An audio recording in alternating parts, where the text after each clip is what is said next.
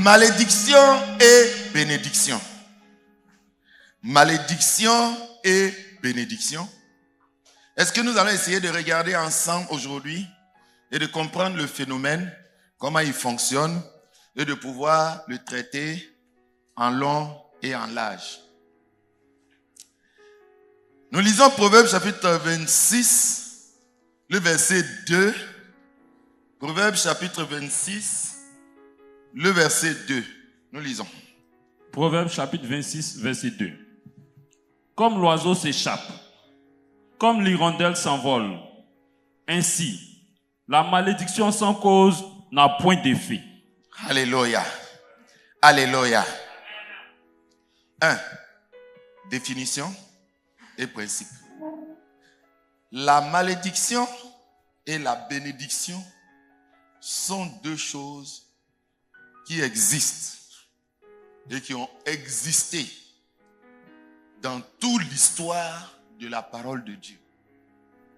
C'est un phénomène qu'il faut connaître, il faut comprendre. Il ne faut pas se lever le matin. Il y en a quand on dit Nicaragua, il dit c'est un pays, ça existe. Oui, ça existe. Alléluia. Donc si tu ignores certaines choses, tu vas vivre et il va te manquer de la connaissance pour tenir compte de certaines choses. Or, la Bible a longtemps parlé de malédiction et Dieu en a parlé suffisamment pour que nous sachions de quoi il s'agit. Donc, on doit en tenir compte. La Bible a également parlé de bénédiction. Et il y a toutes sortes de bénédictions et la façon dont les chrétiens comprennent la bénédiction, voient la bénédiction, cherchent la bénédiction. Parfois, ils y arrivent. Parfois, nous-mêmes, on est inquiets. Parce qu'on sait que ce qu'il dit, la bénédiction qu'il dit qui est dans sa vie, là, ça ne va jamais arriver. Parce qu'il ne sait pas comment tout ça fonctionne. Dans le monde des esprits, ils passent leur temps à lancer des malédictions. Ils passent leur temps à se donner à eux-mêmes des bénédictions. Si c'est un texte de la Bible, il nous faut bien qu'on l'étudie. Alléluia. Alléluia. Qu'est-ce que la malédiction? Je vais aller vite parce qu'on n'a pas beaucoup de temps. Malédiction. Les gens se disent que c'est un malheur, c'est quelque chose. Tout le monde est là. Hein? Malédiction, c'est quoi? Non, malédiction, bon, et puis on cherche. Hein? Malédiction, cherchez vous-même dans votre définition. C'est un peu flou, non? C'est un peu compliqué. Bon, on dit c'est un malheur. Malheur, c'est quoi? Bon, malheur, c'est un problème, une souffrance. Et on va expliquer ça. Malédiction, ça vient de deux mots. Mal et puis diction. Diction, là, c'est dire. C'est dire le mal. Retenez ça. Voilà tout ce que ça signifie. La malédiction, c'est dire le mal sur quelqu'un ou dans la vie de quelqu'un. Le mal qu'on dit dans la vie de la personne est appelé aussi malheur.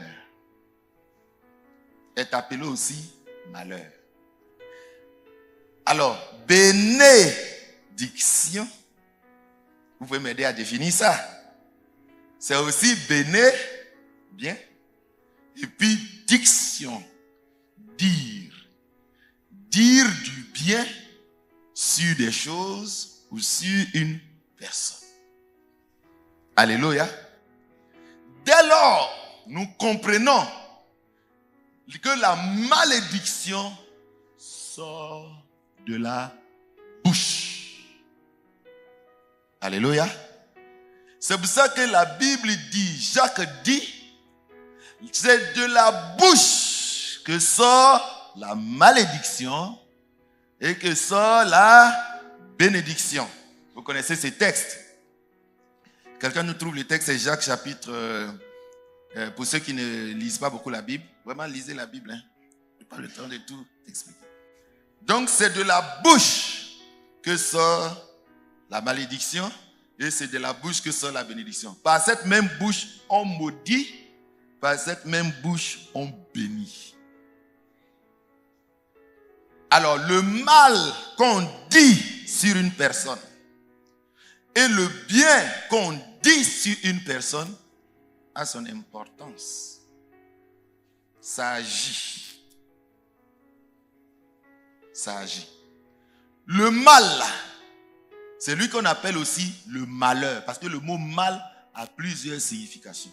Mais le mal qu'on dit de la bouche est un malheur. Alors il faut qu'on comprenne ce que c'est qu'un malheur. Un malheur, c'est un mal, une souffrance. On l'appelle aussi un sort. C'est-à-dire, c'est quelque chose qu'on te souhaite et puis ça arrive dans ta vie. Ça arrive dans ta vie. Si on dit, tu dois tomber malade et tu ne guériras pas, un matin, cette parole qui a été prononcée a une action dans ta vie, appelle la maladie, appelle les microbes, appelle, c'est une trompette qui est lancée à tous ceux qui peuvent te rendre malade. Et ça arrive dans ta vie. Et tu tombes malade. On dit que tu es sur le coup d'une malédiction. Lorsque la malédiction est verrouillée dans ta vie, il y en a, on ne peut pas enlever. Il y en a, on peut enlever. La malédiction peut être enlevée. La malédiction peut ne pas être enlevée. Et comment on enlève cette malédiction? On verra quelques textes de la Bible. Donc c'est un malheur qui est prononcé dans ta vie et qui va conditionner à jamais ta vie. Si on l'a fixé pour un temps, si on l'a fixé pour une condition, si on l'a fixé, on peut la fixer avec une date, on peut la fixer avec un temps, jusqu'à ce que tu demandes pardon, jusqu'à ce que tu meurs. Donc quand tu meurs, elle s'arrête. Elle n'a plus de feu. Donc on peut lui donner des conditions d'action pour qu'elle agisse. On peut lui donner des conditions de bénédiction pour qu'elle agisse. Alléluia. Donc tu peux vivre une situation. Il faut que tu discernes, tu remarques, tu réalises, est-ce que c'est une malédiction que je vis? Est-ce que c'est une bénédiction que je vis? Parce que tous les efforts que tu vas faire seront sans solution parce que c'est un sort qui t'est lancé. Il y a des gens, ils se sont spécialisés dans le mauvais sort. C'est eux qu'on appelle sorciers. C'est celui qui lance les sorts. Dans le domaine spirituel, ça existe. Chez Dieu aussi, ça existe. C'est comme voiture. Tout le monde prend voiture. Donc, malédiction, c'est un phénomène spirituel que le monde des esprits utilise pour régir la vie des hommes. Alléluia. Alléluia. Ah. La malédiction, elle doit avoir une cause. La malédiction, pour qu'elle attrape ta vie, elle doit avoir une cause. C'est pour ça que la Bible dit, la malédiction qui n'a pas de cause n'a pas d'effet. Ça veut dire qu'une malédiction prononcée peut avoir effet sur toi. Une bénédiction prononcée dans ta vie peut avoir effet sur toi. Mais, si la parole de malédiction qui a été prononcée n'a pas de cause, elle ne produira rien. Ça veut dire que ce que la personne a dit ne sert à rien. Alors il va nous donner une image. Et cette image est très importante. Nous lisons Proverbe, notre texte principal. Il va nous dire comment il faut comprendre la malédiction et encore celle qui a sans effet. Nous lisons Proverbe. Proverbe chapitre 26, verset 2. Oui. Comme l'oiseau s'échappe. Comme l'oiseau s'échappe. Donc vous voyez, quand on dit que quelqu'un s'échappe, c'est qu'il y avait un piège. C'est qu'il y avait un problème qui venait sur lui et puis il a échappé. Quand on prononce une malédiction sur toi, tu peux ne pas échapper. Tu peux échapper. Ça veut dire qu'elle arrive. Mais il y a une façon d'échapper à la malédiction. On verra. Comment échapper à la malédiction. Donc, oiseau là, on a lancé filet là, et puis, chap, il a fait. Vous connaissez oiseau, on veut lancer filet, puis de toute façon, il vole là, vous le voyez. Il est parti. Il ne fait pas ça en douceur. Parce que c'est une affaire de vie ou de mort. Donc, comme là, comme là, ça veut dire que même chose que, parce que les choses spirituelles là, comme on ne voit pas dans le monde spirituel, on nous donne des images pour retenir comment ça fonctionne. Et on nous dit, on lit, comme l'oiseau s'échappe. Comme l'hirondelle s'envole. Ainsi, la malédiction sans cause n'a point d'effet. Donc si on a lancé une malédiction dans ta vie, qu'il n'y a pas de raison, de motif, tu vas réussir à échapper à ça. Ça vient ou ça vient pas? Est-ce qu'on dit la malédiction sans cause n'existe pas? Est-ce qu'on dit ça n'existe pas? Qu'est-ce qui n'existe pas? C'est son effet. Ça ne va pas se réaliser. Donc si on lance ça sur toi, ça va venir. Mais tu vas... Oh, quelqu'un comprend quelque chose? Donc le problème, un des problèmes, c'est d'abord dire la malédiction, dire la bénédiction. Mais une autre chose, c'est quand on a fini de dire là, est-ce que tu as échappé ou bien tu n'as pas échappé? Quelqu'un comprend ça? Donc on verra deux techniques pour ne pas que la malédiction tombe dans ta vie. Oh, je connais les questions que vous allez poser. Oh, il n'y a plus de malédiction dans... Je suis là pour ça. Blé, blé. Alléluia. Je ne pense pas qu'il y a beaucoup qui enseignent la malédiction et la bénédiction. Pourtant, c'est rempli dans la Bible. Alléluia. Donc, on peut échapper et ne pas échapper. C'est pareil pour la bénédiction. Oh, j'aimerais bien insister dessus. Parce qu'il y a tellement de choses qui se racontent. La bénédiction aussi, là, c'est pareil. C'est avec la bouche. Mais toi, tu veux être béni. On te dit que c'est avec la bouche on bénit. Et puis toi, tu es là, je cherche la bénédiction. Tu cherches la bénédiction comment? Oh, quelqu'un comprend quelque chose? Est-ce que si quelqu'un n'a pas prononcé malédiction sur toi, ça peut venir sur toi? De la même manière, on dit bénédiction, c'est un bien qu'on dit avec la bouche. Jacques dit la bouche bénie. Mais toi, tu cherches bénédiction là comment? Tu cherches ça dans ton sac. Tu cherches ça en allant au travail. Oh, quelqu'un comprend quelque chose? Alléluia. Alléluia. C'est pour cela qu'il faut savoir exercer ça. C'est avec la bouche. La bénédiction, on verra ses sources, mais sa source principale, c'est la bouche. Alléluia. C'est pour cela, bénissez vos enfants. Si vous voulez qu'il y ait des effets, la bénédiction qu'on prononce ait des effets. Si vous voulez mettre quelque chose de bien dans la vie d'une personne, pour que ça reste, ouvrez la bouche. Oh, quelqu'un comprend quelque chose? Donc ceux qui n'aiment pas ouvrir la bouche là, comment vous allez faire? Comment vous allez faire?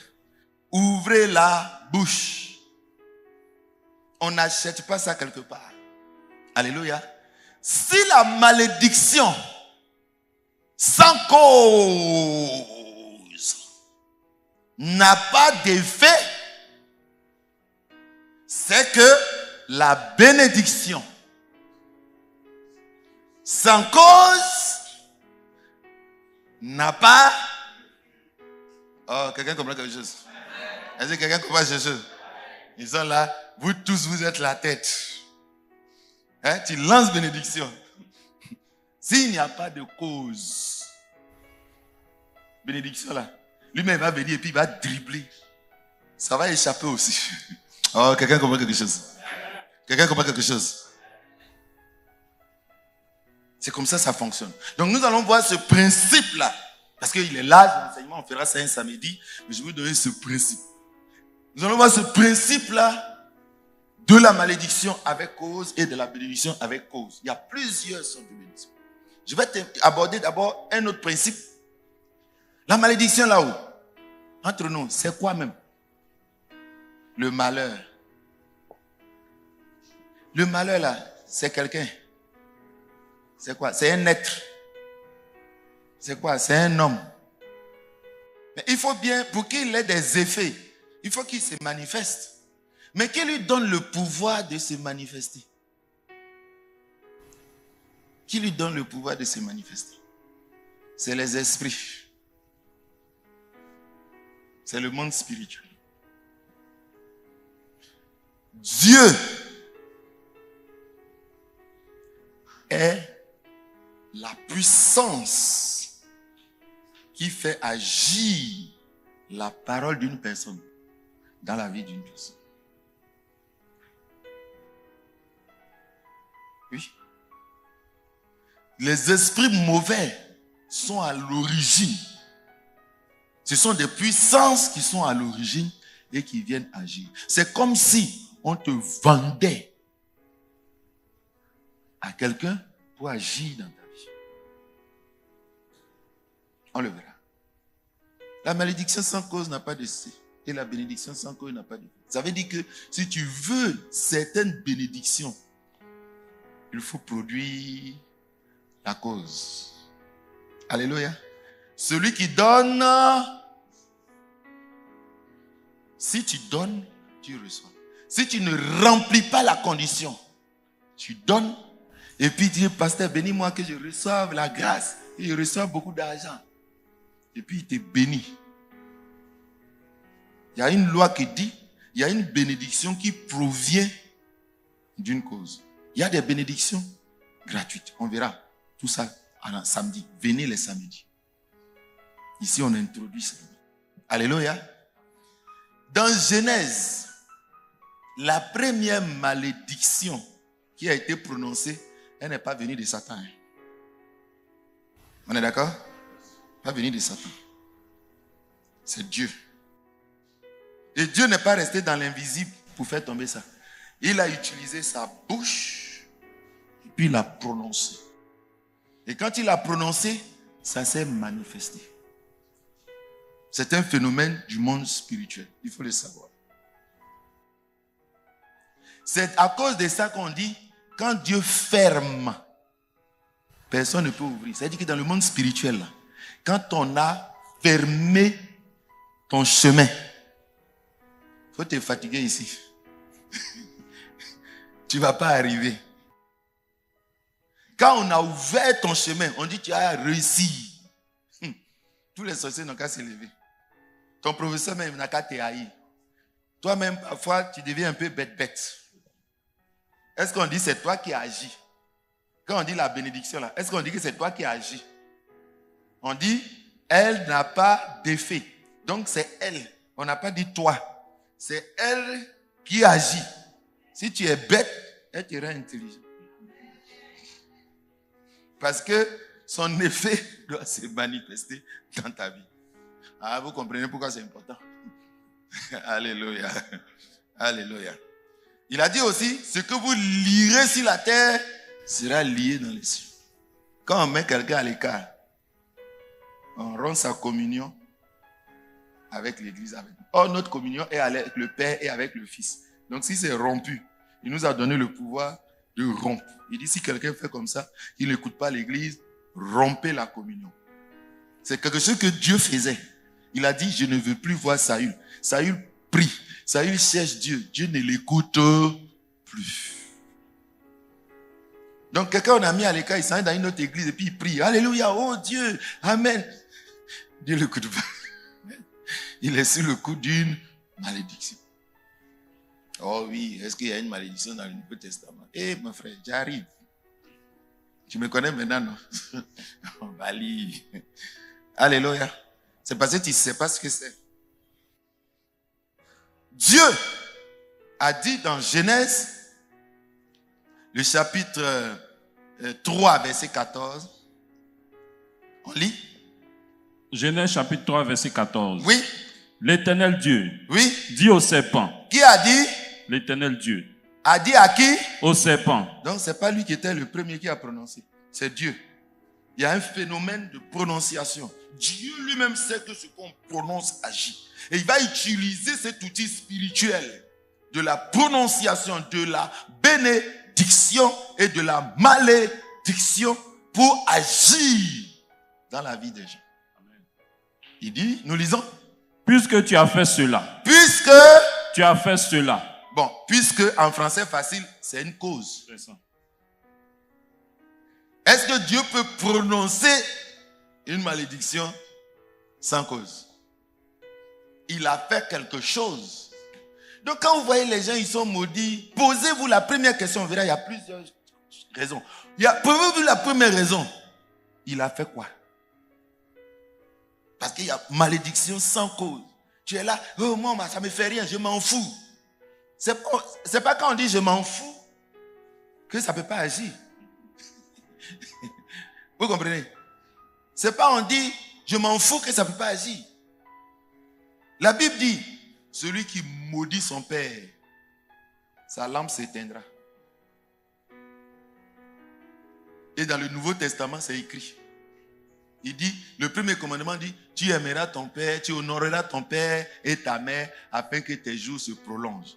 Mais toi, tu ne sais pas ce que ça signifie. Dieu a prononcé une bénédiction conditionnelle. C'est-à-dire, il y a une cause qui va t'envoyer cette bénédiction. Tu veux bénédiction? Mais Dieu a déposé ça ici. Ta maman que tu méprises dans l'église ou à la maison. Ton papa, tu t'engabas là. Et puis tu viens à l'église, pasteur n'a qu'à prier pour toi là. Il va te donner toutes les bénédictions. Hein? Mais ça là, seul ton père peut te donner ça. Oh, quelqu'un comprend que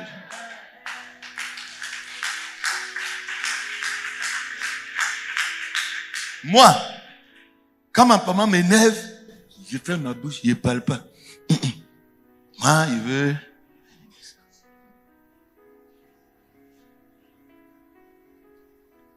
Une personne qui a souffert, tu es resté bébé. Est-ce que bébé grandit un jour?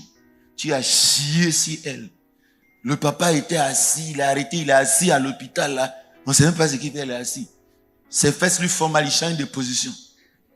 Ça fait mal, il change de position. Il se lève, il s'en va chercher manger. Il souffre, on l'insulte. Il accepte.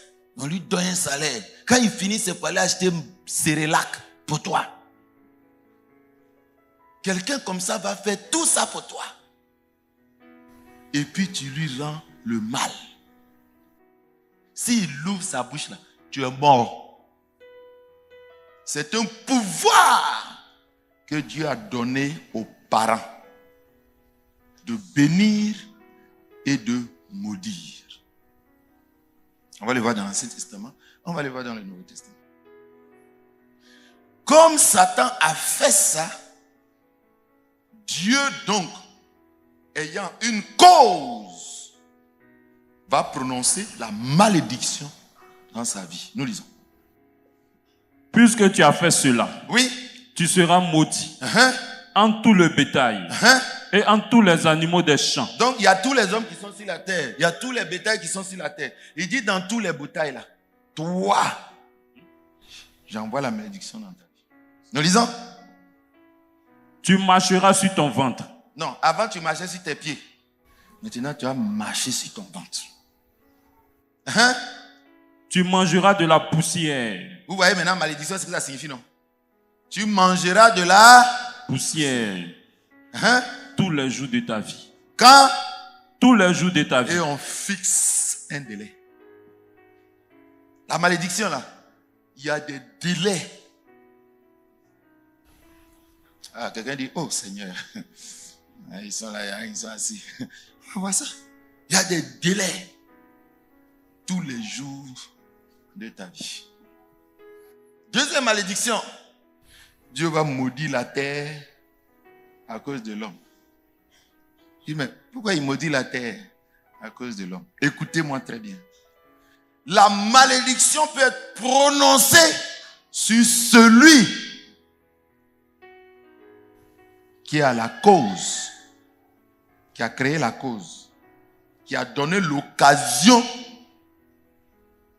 pour que si on parle malédiction, ça arrive dans sa vie. Si tu donnes raison, si tu donnes accès à la malédiction, ça va arriver. Donc on maudit la personne. Mais la malédiction aussi, la personne qui a fait quelque chose, on peut maudire ce qui lui appartient, son travail, ses affaires, sa vie. Il a dit, Adam, puisque tu as fait cela, il lui a dit, la terre, tu peux manger de tous les fruits de la terre. La terre va produire la nourriture pour toi. Et comme Adam a été entraîné, il y a quelqu'un qui était la première raison directe. Et l'indirect Adam qui a violé, on a maudit ce qui lui appartient. En matière de malédiction, si tu fais quelque chose, on peut maudire ce qui t'appartient. On va le voir. Vous êtes des hommes spirituels, il faut que vous sachiez ça. Et on verra comment Jésus a réglé ce problème et qu'est-ce qui peut nous arriver. Les gens disent aucune malédiction peut nous arriver, mais toutes les bénédictions peuvent venir. C'est toi qui te trompes. On va lire. Non, il n'y a plus de malédictions dans le monde parce que Jésus a enlevé les malédictions. Hé, on va lire. On va lire. Je vais vous dire ce qu'il a enlevé. Que Dieu soit béni. Il a maudit la terre et nous lisons. Genèse chapitre 3. On continue. Verset 17. Oui. Il dit à l'homme, oui, puisque tu as écouté la voix de ta femme, oui, et que tu as mangé de l'arbre. Il y a une cause, non? Il y a une raison, non? C'est ça. Il a violé un commandement.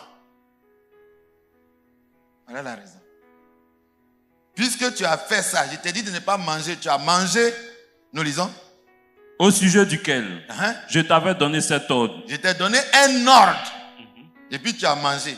Non, c'est à cause du serpent. Ça, c'est ce qui a fait que tu as mangé. Mais tu as mangé. C'est une cause suffisante pour te maudire. Pour lancer plutôt la malédiction sur toi. Nous lisons. Tu n'en mangeras point. Le sol sera maudit à cause de toi. C'est à force de peine que tu en tireras ta nourriture tous les jours de ta vie. On a fixé aussi un délai, non? C'est ça. Ça peut finir tous les jours de ta vie. Donc, c'est devenu difficile pour Adam. Il faut trouver ingénieur en technique agricole. Quand la malédiction est popo d'hypo, je ne sais pas comment tu as enlevé ça. C'est ça, on dit quand il a dit là, il veille à ce que ça arrive. Si quelqu'un veut enlever, il le gifle. Il veille à ce que l'effet là se manifeste dans ta vie. Alléluia. Alors comprenez maintenant la bénédiction. On est gâté. Vous allez voir comment le chrétien est gâté. Mais il ne sait même pas comment on ouvre la porte de la bénédiction. Il ne sait pas quelles sont les causes qui vont amener Dieu à prononcer, à ouvrir pour lui. Et puis il est tranquille. Alléluia. Alléluia. Nous lisons encore. Il y a une autre qui a violé. Nous lisons. Verset 16. Il dit à la femme. Dis à la femme. J'augmenterai la souffrance de tes grossesses. Bon, normalement, Écoutez bien, il n'a pas dit il n'y a pas de souffrance. Quand on dit on va augmenter, hein, on se comprend, non? C'est qu'il y en avait non. Il y en a où il y en avait non pas. Il y en a non. Mais on ne sent pas. Mais il dit il va augmenter. Qu'est-ce qui a fait ça? C'est la malédiction. C'est ça qu'on appelle la malédiction. C'est une souffrance qui vient parce que tu as fait quelque chose, Dieu et on prononce. C'est-à-dire que tu peux faire quelque chose et puis Dieu ne prononce pas. Mais si la personne prononce, ça va arriver. Alléluia. Alléluia. Bon, quand on vous dit ne maudissez pas là, entre nous, vous comprenez non? Pourquoi non? Parce que ça va arriver. C'est comme tu es fâché, tu prends couteau, tu piques ton enfant et puis tu dis vraiment je ne savais pas, tu regrettes. Il dit ne maudissez pas parce qu'après vous allez regretter. Je vais vous expliquer. Nous lisons. J'augmenterai la souffrance de tes grossesses. Tu enfanteras avec douleur. Et tes désirs se porteront vers ton mari. Mais il dominera sur toi. Il dit oh, il fera quoi? Il dominera sur toi. Il fera quoi? Il dominera sur toi. Tu peux changer ça. Tu peux changer ça. Tu peux dominer les hommes. C'est possible? Mais c'est que malédiction là, c'est que Dieu ne connaît pas malédiction. Ça ne va jamais arriver. Oh, quelqu'un comprend quelque chose? Quelqu'un comprend quelque chose? Bon, si c'était bénédiction, on avait prononcé dans ta vie. Toi là, tu seras la terre, non, là, que tous les jours de ta vie. Si quelqu'un vient à la tu vas lui faire parable, non? Hein? Mais c'est comme ça aussi, malédiction. L'homme là, il sera ton chef. Et ça ne changera jamais. On n'a qu'à prendre loi. Il n'y a pas chef dans le foyer. On a dit ça, non? Mais allez regarder dans les foyers où ils se sont allés se marier. Allez regarder dans les foyers. Dieu et les anges et son esprit, ils sont là-bas. Et puis il dit, faut faire ce que tu veux, tu vas voir. Dieu a dit, Satan a dit. Il dit, on va pour qui il va se réaliser. Faut faire, tu vas voir. La malédiction va. Je vous dis, c'est malédiction. Hein? Tu seras maudite, ma soeur. C'est pour ça qu'on dit, il ne faut pas séparer ce que Dieu a uni. Il ne faut pas unir ce que Dieu a séparé. Ce que Dieu a mis en haut, il ne faut pas mettre en bas. Ce que Dieu a mis en bas, il ne faut pas mettre en haut. Quelqu'un comprend quelque chose? Quelqu'un comprend quelque chose? C'est possible? C'est possible? Bon, c'est jusqu'à quand? Jusqu'à la fin de ta vie. Alléluia. Alléluia. Bon, vraiment, ne menez pas des combats qui m'ont pas. Je vous ai déjà dit, c'est la manière dont les gens, les hommes, leur gouvernance, leur autorité là, ça rend mal au cœur. C'est à cause de ça, elles veulent sortir, elles veulent plus. Bon, nous aussi, arrêtons ça. Quand il y a un chef qui s'occupe de toi bien, est-ce que toi tu peux dire, tu ne me domines pas?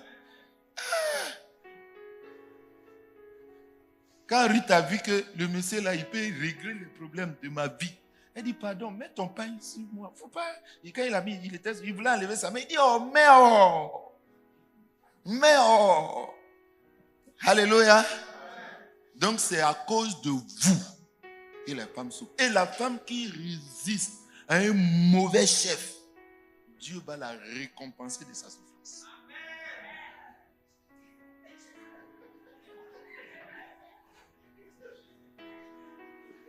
On verra la malédiction qui est là-dedans.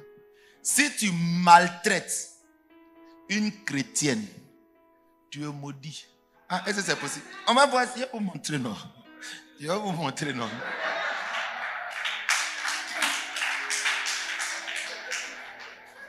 Pourquoi? C'est simple. La malédiction, la principale cause de la malédiction, c'est la transgression de la loi. Dieu dit, Marie, tu es l'autorité. Aime ta femme. Toi, tu la détestes. On verra, aujourd'hui, on devait faire la haine où il y avait 3 thèmes. Et puis Dieu m'a dit, non, fais ça. La haine. Il dit, moi, j'aime ma femme. Hein. Et puis elle est malade. Oh, celle-là, elle est toujours malade. Je m'en fous. Ça, c'est la manifestation de la haine. Tu vas dire que, est-ce que moi, il y a haine? Ça là. C'est comme l'amour, non? L'amour, il y a des preuves d'amour. Il y a des actes d'amour. Donc, il y a des actes quand tu poses ça. Tu n'as pas respecté la loi. Tu as violé la loi. Tu t'exposes. Ce que tu as oublié, c'est qu'on a dit, avant de dire que l'homme est le chef de la femme, on a dit quoi? Christ est le chef de... Donc, quand la femme viole, elle n'est pas soumise. Tu te fâches. Il y a quelqu'un aussi au-dessus de toi. Aime ta femme. Si tu n'es pas soumis, là, lui aussi il se fâche. Oh, quelqu'un comprend quelque chose? Ce que tu ne veux pas qu'on te fasse, ne fais pas à l'autre. J'ai là, Seigneur, pardonne-moi. Il dit, toi, tu as pardonné à l'autre. La mesure avec laquelle... Est-ce que ça, c'est Ancien Testament maintenant? Ce que je suis en train de dire là, c'est passé. C'est aboli. C'est le même là qui dit. La mesure avec laquelle tu vas mesurer là, c'est ça on prend pour te mesurer. Oh Dieu là, si on mesurait avec la main, il dit une poignée, une main serrée, secouée, et qui déborde. Toi, ta main, tu as pris pour faire du mal. Il dit, bon, comme tu as fait ça, c'est ça aussi à en prendre pour faire. Tu connais main de Dieu. Quand on mange ensemble là, et puis les grands mangent et les petits, pardonnez, arrêtez ça. Le petit de 5 ans, le papa de 40 ans, il a fait comme ça, c'est 4 mains.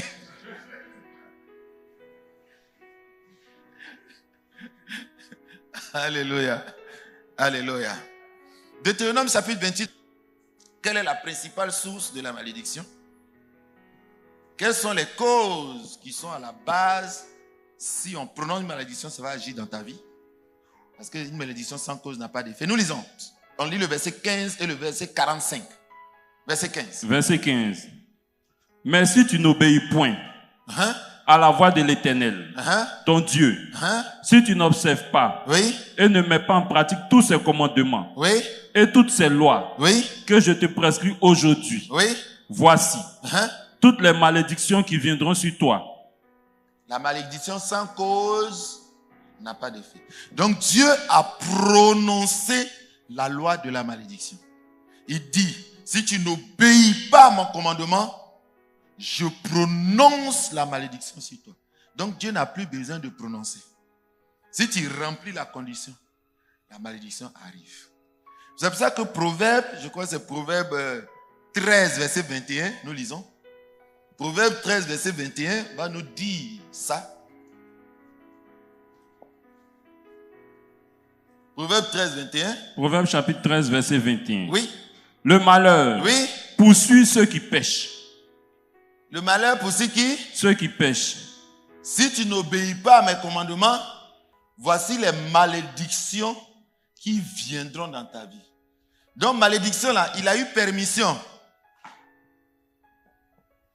Et quand il voit quelqu'un qui n'obéit pas, qui pêche, pécher c'est transgresser, il le poursuit. Tu vas fuir jusqu'à... Est-ce que tu vas échapper? Il faut que la parole soit comprise. Oh, quelqu'un comprend quelque chose. C'est la même chose, il dit, j'ordonnerai à la bénédiction de t'accompagner. Bénédiction, il va te poursuivre. Il va te poursuivre. Même si tu ne veux pas, même il va t'enlever toi. Alléluia. C'est comme ça que ça fonctionne. C'est une loi spirituelle. Parce que pour dire que nous avons été délivrés de la malédiction de la loi, il faut savoir de quoi on t'a délivré. C'était ça. Tous les jours, là, tous les matins, là, on nous traitera. Malédiction s'élève, il dit, bon, qui a attaqué encore? Il voit un là, il cherche femme de quelqu'un. Il dit, voilà, Dieu dit, il n'y a plus permission à demander. Traitera-le.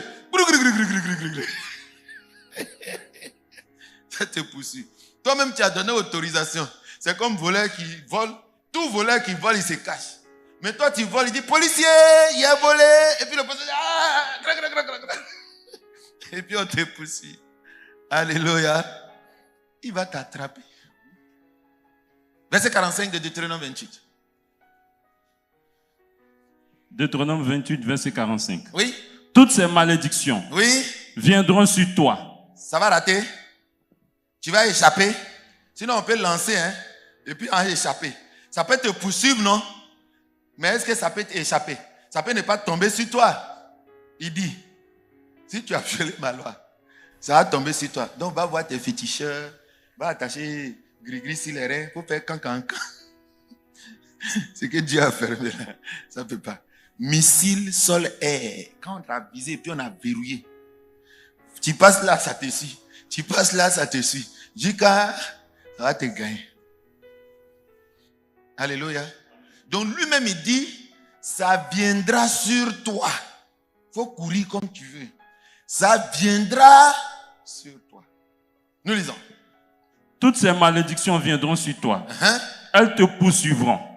Donc vous comprenez maintenant pourquoi ça poursuit, non? Il dit poursuis-le. Tu es dans une école. Tu échoues, ça ne marche pas. Tu dis change d'école. Malédiction dit moi aussi je change d'école. Il se lève là. Lui aussi il prend bus. Si c'était 82, il prenait pour parler. Tu prends maintenant 45. Lui il prend maintenant bus 45 aussi. Il te poursuit.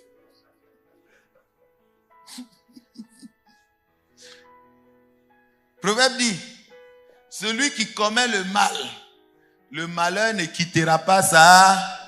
Toi-même tu cherches malédiction. Il dit, Dieu dit, il n'a qu'à m'asseoir chez toi. Tu déménages, tu dis, m'en fous, il déménage. Il s'en va. Tu fermes la porte, Dieu lui donne la clé, il l'ouvre. Parce que Dieu a prononcé, il faut que ça se réalise.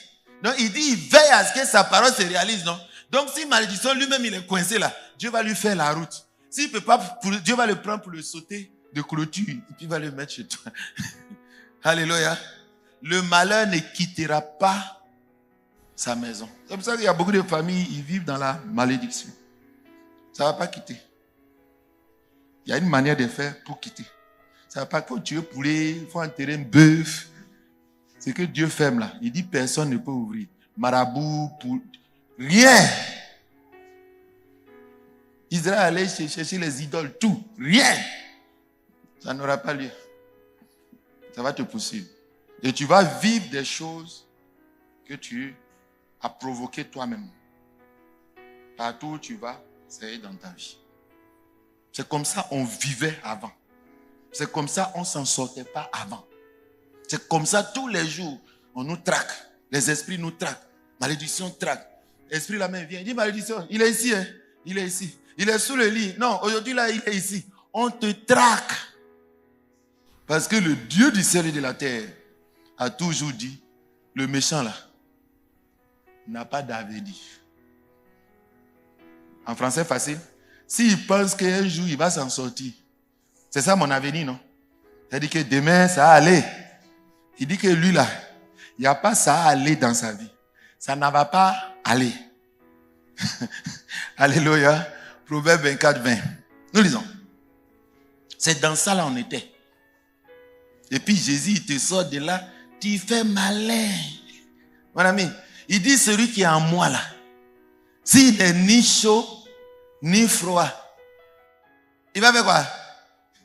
Si tu as mis dehors, malheur va danser. Ils vont te tra-tra. Alléluia. Papa, quand on te poursuit, tu rentres au commissariat. Tu es sauvé. Toi, tu es dans Jésus là, tu es en train de faire malin. Tu ne veux pas bien. Il va te mettre dehors. Oh, quelqu'un comprend maintenant, non? Si tu as mis dehors, on va voir, lui-même va dire, malédiction va te tra-tra. C'est que Dieu jette à la poubelle, là, Satan, il prend. Alléluia. Donc, nous qui sommes en Jésus-Christ, on n'a qu'à le respecter. On n'a qu'à le respecter. Alléluia. Nous lisons. Proverbe chapitre 24, verset 20. Car il n'y a point d'avenir pour celui qui fait le mal. Il n'y a point d'avenir pour celui qui fait le mal. C'est possible? C'est pas possible. Il n'a pas d'avenir. C'est pour ça que Dieu dit, j'ai fait des projets de bonheur pour toi, ça peut être pour eux. C'est pour... Ton enfant qui fait le mal, vous priez, il n'a qu'à se convertir. Parce qu'il n'y a pas d'avenir. Il n'y a pas d'avenir. Oh, quelqu'un comprend quelque chose. Oh, donnez de l'avenir à vos enfants. Donnez-leur des raisons d'avoir de l'avenir. Alléluia. Il y a plusieurs types de malédictions, il y a plusieurs types de bénédictions. Je vous parle de la bénédiction sans cause. Il y a un type de bénédiction, il y a un type de malédiction, il faut une cause. Et on va le voir. Alléluia. On va prendre maintenant un deuxième exemple. Genèse chapitre 4, verset 11. Genèse 4, 11. Nous lisons? Genèse chapitre 4, verset 11. Oui. Maintenant, tu seras maudit. Qui parle? C'est Dieu qui parle à Caïn. Il dit, où est ton frère? Il dit, c'est ici son gardien. Il dit, mais qu'est-ce que tu as fait? J'entends la voix de ton frère. Il a tué. Or, Dieu avait déjà dit, depuis, que je demanderai le sang. Alors, mon frère, c'est une loi spirituelle. Dieu va leur donner un sort. Dieu va envoyer un sort. Si Dieu dit, c'est ici que ta vie va aller, on ne va jamais retrouver ta vie ici, là-bas. Donc ta vie est canalisée, tu es verrouillé. Au lieu de chercher comment sortir de la grille de verrou là, si tu es malin, viens à Jésus. Ceux qui ne sont pas convertis là, c'est de vous je parle. Vous êtes maudits. Ah, pasteur, comment tu peux dire ça? Eh, pardon, je suis supposé dire, pour être porte-parole de quelqu'un. Donc, je vais vous dire, je n'ai fait que dire ce qu'il a dit. Il ne faut pas regarder mon nom. C'est lui, il dit qu'il y en a qu'à dire. Sinon, moi, là, je t'aime. Mais, c'est lui le patron. Alléluia. Alléluia. Nous lisons. Maintenant, tu seras maudit de la terre. Tu seras maudit de la terre. Qui a ouvert sa bouche. Qui a ouvert sa bouche. Pour recevoir de ta main le sang de ton frère. Quand tu cultiveras le sol, il ne te donnera plus sa richesse. Tu seras errant et vagabond. Bon. Adam là, il a dit que c'est avec souffrance, ça va te donner, non? C'est pas ça? On a qu'à être clair. Hein? Bénédiction, c'est très précis. Il n'a pas dit à Adam, ça ne va pas te donner. C'est pas ça? Il a dit, ça va être difficile, tu vas lutter avant que ça te donne. Donc quand tu cultives la terre, là, la terre dit, on n'a qu'à le laisser, il va souffrir un peu. Et quand il met ici, il dit attraper d'abord, il doit souffrir un peu. C'est comme ça. Maintenant, quand Caïn a tué, écoutez sa malédiction. Nous lisons. Genèse 4, verset 12. Oui. Quand tu cultiveras le sol, oui, il ne te donnera plus sa richesse. On est d'accord? Là, ce n'est pas la même chose là. Là, il peut devenir cultivateur. Tu as choisi métier cultivateur. Il n'y a rien à voir là-dedans. Donc, Caïn est obligé de changer de métier pour vivre. Puisqu'il continue de vivre. Mais cultiver le sol, parce qu'il a tué son frère et il a obligé le sol à avaler le sang de son frère. Dieu a rendu justice à la terre et dit ne lui donne plus jamais rien. C'est-à-dire, le métier que tu as choisi de l'agriculture, ça ne va plus jamais marcher dans ta vie. Il faut changer de métier. Alléluia. Quelqu'un comprend quelque chose? Quelqu'un comprend quelque chose? Nous lisons. Tu seras errant et vagabond sur la terre. Verset 13. Caïn dit à l'Éternel, mon châtiment est trop grand pour être supporté. Donc, il sent que c'est grand. Lui-même, il a pesé ça. Il dit, ça là, c'est grand. Hein? Donc, comme c'est très grand là, il dit, maintenant, écoutez maintenant, comme il connaît comment fonctionne la malédiction, il va dire à Dieu, il dit, ah, de toute façon, tu m'as maudit, c'est très grand. Parce que tu as dit là, c'est que les conséquences, c'est terminé. Et il va expliquer. Dieu va lui dire, non, je n'ai pas prononcé ça. Tout va arriver, mais ça, j'ai enlevé ça dedans. Nous lisons. Voici, tu me chasses aujourd'hui de cette terre. Oui. Je serai caché loin de ta face. Oui. Je serai errant et vagabond sur la terre. Et quiconque me trouvera, me tuera. Vous voyez la déduction qu'il a fait de cette malédiction. Il dit non. Ça veut dire que si quelqu'un me rencontre, il va me tuer. Quand on prononce malédiction sur toi, tu peux être à la merci de tes ennemis. Ton travail que tu devais avoir là, Dieu fait tout, quelqu'un s'assoit dedans. Et puis quand il vient, on dit il n'y a pas de travail. Il t'en va encore. Quand on dit il y a travail ici, tu dis il fait mon CV. Dieu, comme Rebecca a fait pour son fils, hey, viens, tu vas occuper. Viens, tu vas occuper. Il vient, il occupe encore. Je n'invente pas histoire. On va lire ça nous tous. Comment la malédiction de la loi nous a géré notre vie parce qu'on refusait d'obéir à Dieu. On vivait dans ça. Toi, c'est malédiction du village, c'est ça que tu crains. Pour Dieu, là. Tu n'as pas peur de ça. Oh, quelqu'un comprend quelque chose? Ils n'ont plus peur de pour sorciers que pour Dieu. Ils n'ont plus peur de... Et ils ferment, nous, on peut enlever. Mais si Dieu ferme, quelqu'un peut parler. Pour Dieu, là, il ne faut pas te convertir. Pour sorcier, là, est petit. Sorcier, mais tu as dit, sorcier, c'est toi qui fais que mes enfants meurent. Il dit, pardon. Aujourd'hui, là, je suis mauvais. Moi, il m'appelle ça. Aujourd'hui, là, ce n'est pas moi. Aujourd'hui, je ne suis pas sorti. Je me suis reposé. Alléluia. Oh, quelqu'un comprend quelque chose? Quelqu'un comprend quelque chose? Nous lisons. Verset 15. Hein? L'Éternel lui dit, Hein? si quelqu'un tuait Caïn, Hein? Caïn serait vengé 7 fois. On s'arrête là. On peut tuer Caïn ou on ne peut pas tuer Caïn? Hein? On peut le tuer ou on ne peut pas le tuer?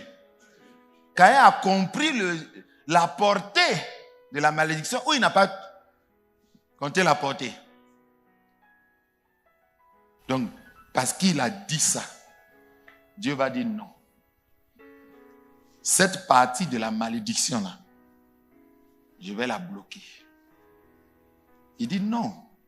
Écoutez, si quelqu'un tue Caïn, il sera vengé 7 fois.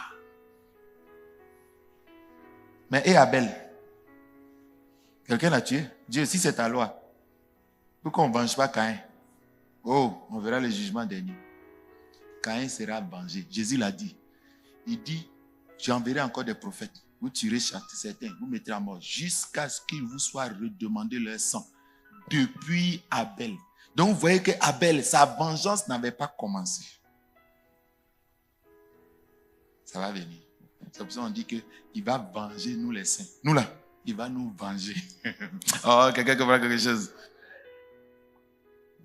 Donc pour Caïn, il lui dit non, celui qui te tue, je vais me manger 7 fois. Qu'est-ce qu'il veut dire? Lisons la suite. Il ne va pas amener la malédiction jusqu'à là-bas. C'est ce que ça veut dire. Nous lisons. Et l'Éternel mit un signe sur Caïn, Pourquoi? pour que quiconque le trouverait ne le tuât point. On est d'accord? Donc, si quelqu'un le voit, il ne doit pas tuer. Ça veut dire que ce qu'il a dit veut dire que jamais celui qui fait ça, il est mort et moi. Et il a mis un signe pour ne pas que Caïn soit tué. Donc la malédiction a une portée, elle n'a pas une autre portée. Donc il faut comprendre cette malédiction, où elle commence, où elle s'arrête, pour ne pas prendre tout comme malédiction. Si tu as vaurien à l'école, là, ce n'est pas malédiction, c'est ton vaurien qui a fait que tu n'as pas réussi. Il ne faut pas mettre ça sur sorcier. Sorcier, lui, il n'est pas rentré dans l'école. Lui, il dit, il veut te tuer. Donc, c'est pas aller là-bas. Donc, il faut discerner la portée d'une malédiction. Alléluia. Nous lisons le verset 15 de Deutéronome chapitre 28. Allez, et on attaque. Le contenu, quand tu violes le commandement de Dieu, qu'est-ce qui doit t'arriver normalement? Allez, nous lisons. On y va? Deutéronome chapitre 28, verset 15. Oui. Mais si tu n'obéis point Oui. à la voix de l'Éternel, Oui. ton Dieu, Oui. si tu n'observes pas Oui. et ne mets pas en pratique tous ses commandements Oui. et toutes ces lois que je te prescris aujourd'hui, Oui. voici Oui. toutes les malédictions qui viendront sur toi et qui seront ton partage. Uh-huh. Tu seras maudit dans la ville. Tu seras maudit dans la ville. Donc la première chose, c'est que tu deviens un maudit. Je vous donne un verset. Nouveau Testament. Malédiction. Ça n'existe pas. Non. Il y a une malédiction qui n'existe plus pour le chrétien. Mais ce n'est pas toutes les malédictions. Il y a une malédiction qui n'existe plus pour des gens. Et il y en a qui existent. Dans le Nouveau Testament, il y en a. Il dit, Matthieu 25, il dit, verset 41, il dit, venez, vous qui êtes... lisez la Bible là. Allez, Matthieu 25, verset 41. Nous lisons. Matthieu chapitre 25, verset 41. verset 41. Oui. Ensuite, Uh-huh. il dira à ceux qui seront à sa gauche, Donc quand il vient, il dit à ceux qui sont à sa gauche, retirez-vous de moi, retirez-vous de moi. maudit. Hein? Maudit. Luc dit, vous qui êtes maudits de mon Père. Bon, on n'est pas dans l'Ancien Testament. On est à la fin du monde. Il dit ceux-là, c'était des maudits. Est-ce que des maudits existent? Oui. Mais toute malédiction sans cause n'a pas d'effet. C'est pas ça? Pourquoi ils sont maudits? Écoutez-moi très bien. Nous lisons. Allez dans le feu éternel. Oui. Qui a été préparé pour le diable et pour ses anges. Oui. Verset 42. Oui. Car j'ai eu faim. Car. Tu es parti à l'école quand même. Car là, ça veut dire quoi? C'est la cause ou c'est pas la cause? C'est la cause ou c'est pas la cause? C'est la cause ou c'est pas la cause? Pourquoi Dieu les a maudits? C'est écrit dans cette semaine. Si tu n'as pas pitié de pauvres, si tu fermes ta main au pauvre, tu seras maudit. Oh, quelqu'un comprend quelque chose? Il y a un frère qui est malade. Je l'ai trouvé malade, je l'ai reçu un jour. Quand il a fini de comprendre sa situation, il a eu mal au cœur. Il dit à Nash, je gérer ce problème. Moi là, je ne veux pas être un maudit. Je suis un béni. Alors, quelqu'un comprend quelque chose? Tu es là, vos frères sont sous, ne mangent pas, ne boivent pas. Il y a des enfants pour aller à l'école, ils marchent des kilomètres. La rentrée arrive, tu payes la fourniture de tes enfants. Le reste des cahiers là, c'est là, tu gardes. Non, ça va garder l'année prochaine. Et puis tu viens, on est frère. Il faut bien écouter. Voilà la cause. Nous disons? Car j'ai eu faim et vous ne m'avez pas donné à manger. Voilà la cause. On lit encore? J'ai eu soif et vous ne m'avez pas donné à boire. Car, encore? Car quoi encore? J'étais étranger et vous ne m'avez pas recueilli. Car encore? J'étais nu et vous ne m'avez pas vêtu. J'étais malade et en prison et vous ne m'avez pas visité. Visitez les malades, je vous en prie. Les frères malades. Donnez l'information des frères qui sont malades à les visiter. Maintenant, les gens ne sont pas d'accord comme toi. Non, Dieu, nous, on n'est pas d'accord.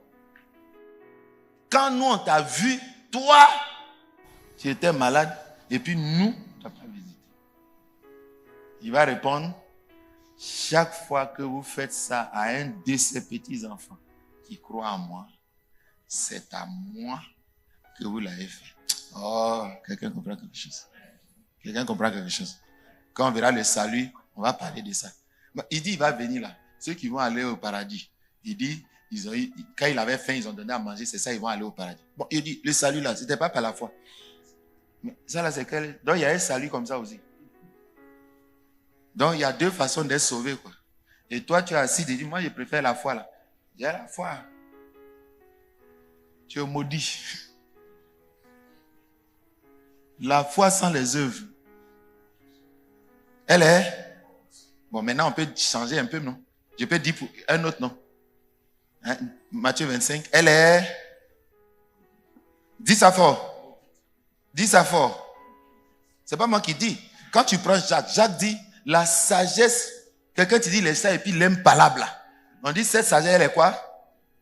Elle est... Non, elle est d'abord... Et puis elle est... Comportement comme cela là, c'est diabolique. C'est maudit. Alléluia. Celui qui n'a pas pitié de pauvre, il criera un jour et puis Dieu ne l'écoutera pas. Donc la faim va le fatiguer. On a vu malédiction, c'est quoi? C'est ça. Donc vous croyez que malédiction c'était quoi? C'est ça là. C'est bien. Est-ce que dans le Nouveau Testament, il y a commandement? Là où il y a commandement, pour encourager quelqu'un, là où il y a récompense, il y a bénédiction, il y a toujours malédiction. Bon, on a qu'à être franc.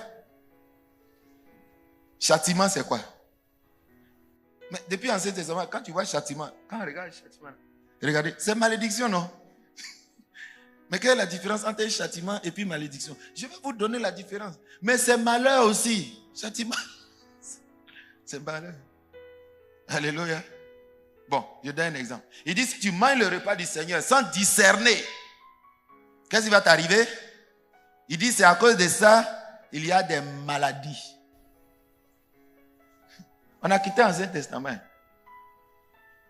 Le corps de Christ, ce n'est pas le corps de l'Ancien Testament. On est dans le Nouveau Testament. Il dit, si tu manges le repas du Seigneur sans discerner le corps du Seigneur, vous mangez un jugement contre vous-même. La malédiction, c'est un jugement. On va voir les différents noms de la malédiction. C'est un jugement. Donc si tu sais qu'un jugement arrive, mais c'est une malédiction. C'est une malédiction. Quand tu es en prison, c'est une malédiction. On va voir tout ça. Il dit, c'est à cause de ça, il y a des malades au milieu de vous. Celui qui a prêché l'évangile, il dit que c'est normal. Parce que c'est un commandement que tu as violé de la nouvelle alliance. Donc, il te châtie. Il dit qu'il y a des estropiés. Mieux, et que certains parmi vous sont morts. Il y en a qui me regardent et disent, tu es sûr que verset là, pardonnez, prenez verset là en lire. Comme je dis, trouvez-moi le verset. On va lire. C'est malédiction, c'est pas malédiction. C'est malédiction, c'est pas malédiction. Mais cette catégorie de malédiction, pour nous les chrétiens, on appelle ça le châtiment. La différence, c'est que quand on nous châtie, on ne va pas en enfer. Il dit, Dieu nous châtie afin que nous n'ayons pas notre part avec les infidèles. Vous comprenez? Ça commence à aller? Alors, c'est pour ça qu'il dit, lisons le verset 15 de Deutéronome 28. Nous lisons. Comme ça, on voit la malédiction, c'est que c'est. Deutéronome chapitre 28. Et je vous donne une solution rapidement parce que je n'ai pas le temps, mon temps est fini.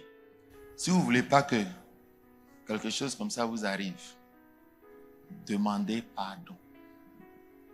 Quand on vient à l'église et puis on dit commençons par la repentance, par demander pardon.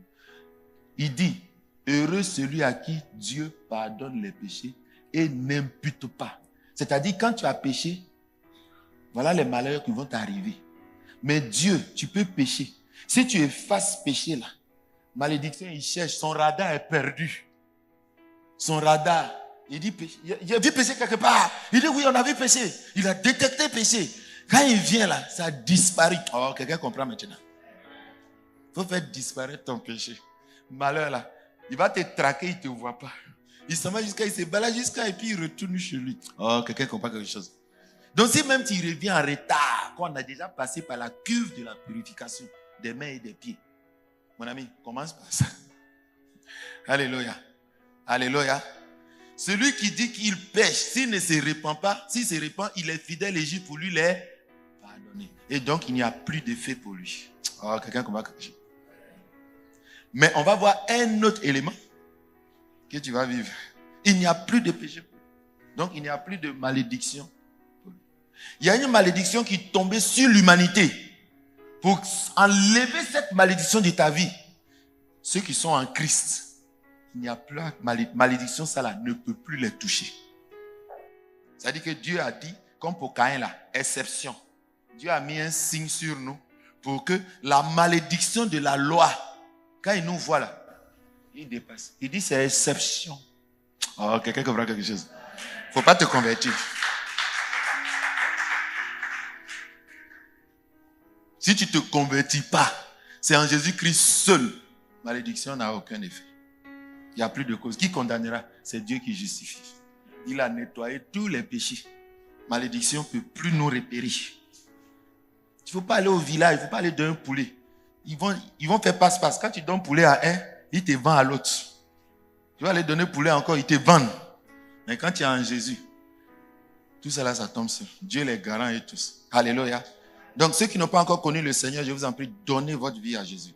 N'allez pas chercher les prophètes, les trucs, à prier pour toi, à casser la malédiction, ça va arriver. Jésus dit quand on chasse démon là, s'il n'a pas pris place, si Jésus n'a pas pris place dans ta vie, démon là va revenir à 7. Le pasteur qui a prié pour toi là, il a aggravé ta situation. Donc, je préfère que tu t'en vas avec ton démon 1 là, que je l'enlève, et puis il va aller chercher 7, il t'attend. Quand tu sors, c'est devenu plus grave. Tu dis, ouais, c'est de faux pasteurs, ils ont prié pour moi, mais ma situation s'est aggravée. Il n'a pas péché. Il y a une loi qui dit que quand on a arrangé une maison, il faut habiter. Donc si tu n'as pas mis habitant, il va venir habiter. Ils seront 7. Si le pasteur vient, il chasse les 7. Combien va venir? Chacun va aller chercher 7. C'est pas 14. Chacun est... Vous voyez comment ça monte? C'est combien? 49. On chasse les prophètes quand ils toussent. De mon fils. On chasse les 49. Je sais que quelqu'un ne va pas me donner un chiffre là. Tellement on ne sait même pas comment on va compter ça. Combien? 2401. Tu as calculé ou bien tu as calculé? C'est trop compliqué. On chasse les 2401. Ça veut dire qu'on est à 49. 49, on n'a pas dépassé 100.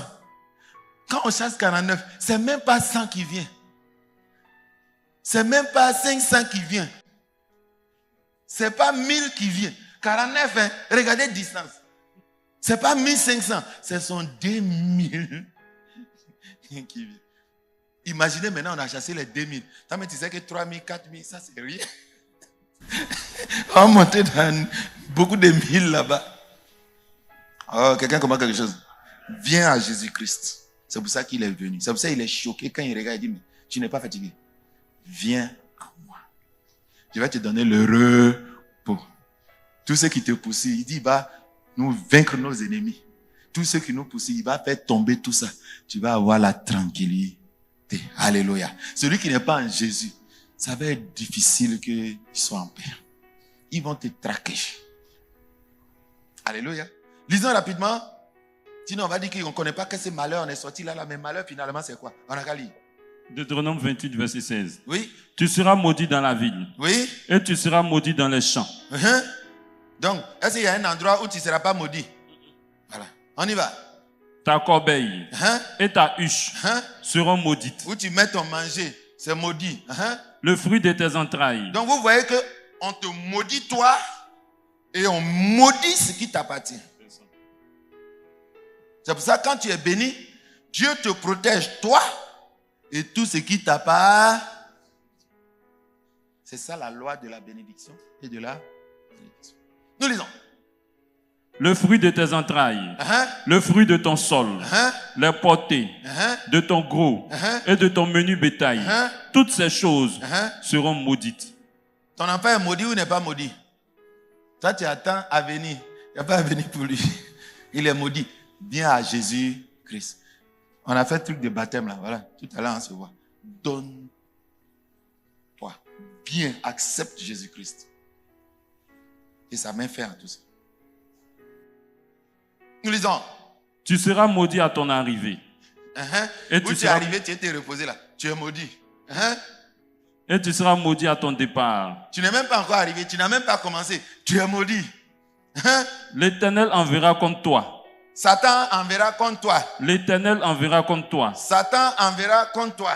L'Éternel enverra contre toi la malédiction, le trouble et la menace au milieu de toutes les entreprises que tu feras. Toutes tes activités là, il y a le trouble. Tu es menacé. Ça va tomber. Ça ne marche pas. C'est l'Éternel qui enverra. Les frères, vous pensez que Dieu jouait? On n'a pas le temps, mais quand on va voir samedi, malédiction et bénédiction, je vais vous montrer. On va prendre un à un. Tout s'est réalisé sur Israël. Et il y a un prophète qui a dit, il dit Éternel, tout s'est réalisé. Vous savez ce qu'il appelle tout s'est réalisé? C'est Ésaïe 1.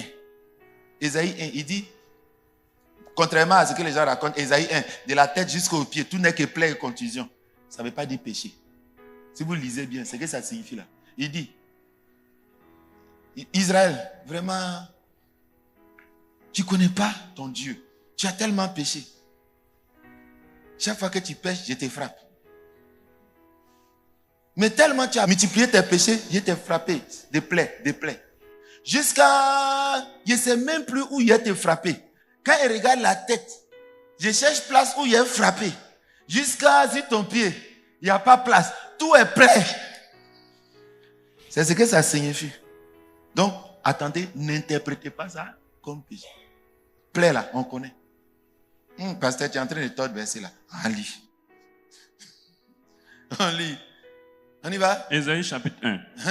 Prophétie d'Ésaïe, Hein? fils d'Amoth, Hein? sur Juda et Jérusalem, Hein? au temps d'Ozias, de Jotam, Hein? d'Akaz, Hein? d'Ézéchias, Hein? roi de Juda. Hein? Cieux, Hein? écoutez, Écoutez. terre, Hein? prête l'oreille, Hein? car l'Éternel parle. Hein? J'ai nourri Hein? et élevé des enfants, Hein? mais ils se sont révoltés contre moi. Vous entendez?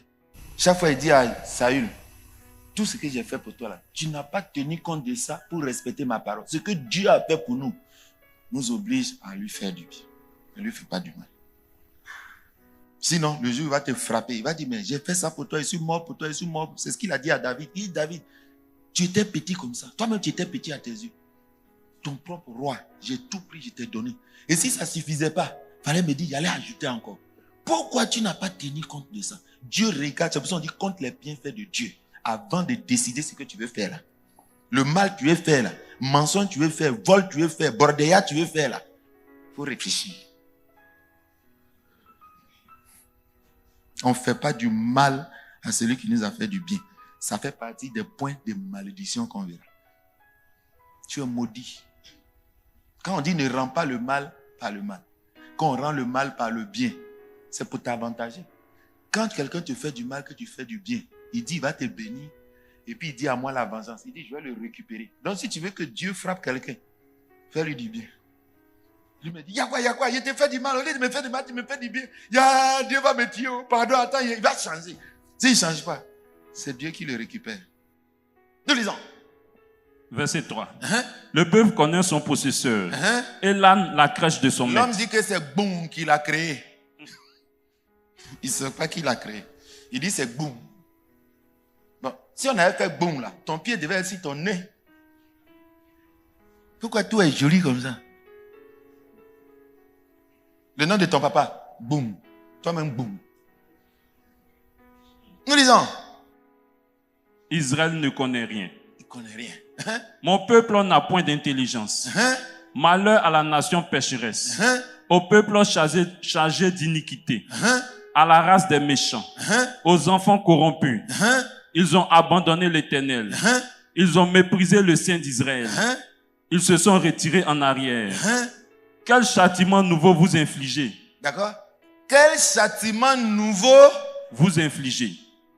On est d'accord? Est-ce que c'est un péché ici? Quel châtiment nouveau? C'est une malédiction. On verra la différence châtiment et malédiction. Quel châtiment nouveau vous infligez? Nous lisons. Quand vous multipliez vos révoltes, Hein?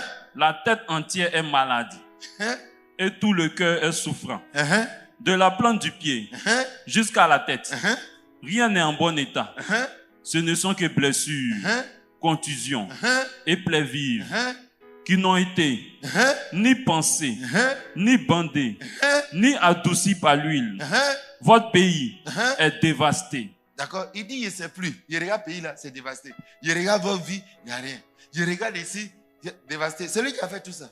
Il dit vraiment, il ne sait plus quel châtiment il est envoyé encore. C'est clair, non? Est-ce qu'il y a tordu Bible là? Entre eux et puis nous, qui est vrai porte-parole? C'est moi. Il dit vrai, c'est qui il dit. Il ne faut pas mentir sur lui. Deutéronome 28, verset 17. Nous lisons.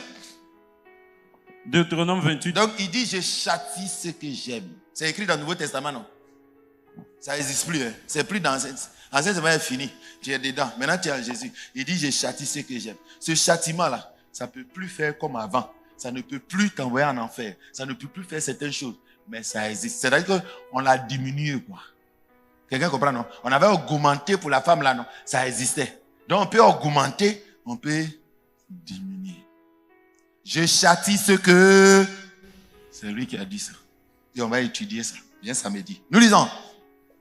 Deutéronome 28, verset 16. Donc il y a des malédictions quand je suis en Jésus qui ne peuvent plus atteindre ma vie. Mais il ne faut pas que je sois bête pour faire ce que n'importe quoi. Il y a des châtiments qui sont prévus à ma vie. Vous comprenez ça, à comprendre maintenant, non? Et je vais vous dire, qu'est-ce qui ne nous arrivera plus dans notre vie? C'est impossible, mais qu'est-ce qui peut arriver dans notre vie? Tu peux mourir, non? On a vu ça, non? Tu peux mourir, non? Dedans la malédiction, là, il y a la mort. Tu peux être tombé malade, non? Un chrétien peut tomber malade en Jésus, non? Et puis qui peut le rendre malade? Satan. Parce qu'il y a l'origine. C'est Dieu, non? Il dit, comme tu n'as pas respecté Repas du Seigneur. C'est pour ça que tu es malade. Tu as violé un commandement. C'est écrit comme ça, non? Il dit, celui qui connaissant la volonté de son maître n'a rien préparé, il sera béni. Il sera caressé. Il sera frappé. Oh, le mot frapper, on connaît. Je te frapperai. On va lire ça dedans. Il sera frappé d'un grand nombre de coups. Les gens pensent que c'est à la venue de Jésus. C'est maintenant. Il ne faut rien faire. Vous voyez, là-bas, ça va pas être béni. Ça va pas être... Il va te frapper. D'un grand nombre de coups. On ne va pas t'enlever pour aller te frapper. Ah, c'est la joie. Quand on a sorti Noël, on l'a frappé. Non. Il dit, tu connais, tu n'as rien préparé, il va te frapper. Tu vas sentir que c'est le Seigneur qui te châtie. Nous lisons. Tu seras maudit dans la ville. Et tu seras maudit dans les champs. Ta corbeille On y va. et ta huche seront maudites. Le fruit de tes entrailles, le fruit de ton sol, la portée de ton gros et de ton menu bétail. Toutes ces choses seront maudites. Tu seras maudit à ton arrivée et tu seras maudit à ton départ. L'Éternel enverra contre toi la malédiction, le trouble et la menace au milieu de toutes les entreprises que tu feras, jusqu'à ce que tu sois détruit. Il y a jusqu'à, non? Il y a son délai, non? On continue. Jusqu'à ce que tu périsses promptement à cause de la méchanceté de tes actions. Qui t'aura... Il y a une cause, non? On continue. À cause de la méchanceté de tes actions, qui t'aura porté à m'abandonner. L'Éternel attachera à toi la peste. Ah, ça ne va plus me poursuivre. Peste là. Lui, cette malédiction-là, lui, on ne poursuit pas. On t'attache. Nous lisons. Tu peux te détacher. Ce que Dieu a attaché, tu peux détacher. On lit. Jusqu'à ce qu'elle te consume. Il y a délai, non? On continue. Dans le pays dont tu vas entrer en possession. L'Éternel te frappera de consomption, de fièvre, d'inflammation, de chaleur brûlante et de dessèchement, de jaunisse et de gangrène qui te poursuivront jusqu'à ce que tu périsses. Il y a délai dedans. Le ciel sur ta tête sera d'airain. Et la terre sous toi sera de fer. L'Éternel enverra pour plus à ton pays de la poussière et de la poudre. Il en descendra du ciel sur toi jusqu'à ce que tu sois détruit. L'Éternel te fera battre par tes ennemis. Vous avez vu comment les ennemis, chaque fois qu'Israël pêche, Dieu va chercher les ennemis, il les frappe. Quand il demande pardon à Dieu, Dieu laisse. Vous savez comment on fait tomber la malédiction maintenant, non? Vous avez vu, non? Il ne faut pas demander pardon. Il faut faire du mal à ton frère, il ne faut pas lui demander pardon. On va voir tout ça. Allez, on continue rapidement. Tu sortiras contre eux par un seul chemin. Et tu t'enfuiras devant eux par 7 chemins. Normalement, quand tu es béni, c'est eux qui sortent par 7 chemins. L'inverse, c'est sur toi. C'est toi qui as fui. Nous disons. Et tu seras un objet de foi pour tous les royaumes de la terre. Ton cadavre sera la pâture de tous les oiseaux du ciel et des bêtes de la terre. Il n'y aura personne pour les troubler. L'Éternel te frappera de l'ulcère d'Égypte, d'hémorroïdes, de gale et de teigne dont tu ne pourras guérir. Tu peux guérir? Donc tu dis non. Une maladie incurable comme ça, c'est les démons. Et dans le monde spirituel, Dieu aussi, il peut t'envoyer une maladie et puis ça ne guérit pas. C'est l'ignorance qui fait ça. Nous disons. L'Éternel te frappera de délire, d'aveuglement. On dit, oh, il est fou. Ça, c'est un démon qui a fait, il est devenu fou. Tu seras fou. On lit. D'égarement d'esprit. Et tu tâtonneras en plein midi, comme l'aveugle dans l'obscurité. Tu n'auras point de succès dans tes entreprises. Et tu seras tous les jours opprimé, dépouillé. Et il n'y aura personne pour venir à ton secours. Il faut crier, il n'y aura personne. Nous lisons. Tu auras une fiancée et un autre homme couchera avec elle. Maria, elle va marcher. Maria peut marcher. C'est une malédiction. Vous comprenez? Quelqu'un, il trompe tous les jours. Il dit, il ne sait pas où. Tout ce qui est caleçon, ça le traumatise. Lui-même, il dit, je ne comprends pas. Je ne sais pas ce qui me prend. Tu sais ce qui te prend? C'est malédiction. Elle est là, elle ne voit pas. Il y a une dame, un jour, elle était venue à l'église. Et puis, toujours, elle tombe. Je dis, imagine, quand je vois un grand garçon, elle lève rouge, je suis traumatisé. Il dit, tu es possédé, tu es maudit. C'est ça que Jésus a enlevé dans notre vie. Si tu n'es pas en Jésus-Christ, tout ça là. Bon, quelqu'un qui est maudit comme ça, tu vas financer ses activités, ça va marcher. Moi, il ne peut pas t'aider. Il sait que je jette ça à terre. Je jette ça. Convertis-toi. On va financer ton projet. Et puis ça, Dieu va t'aider dedans. Mais un homme maudit comme ça là.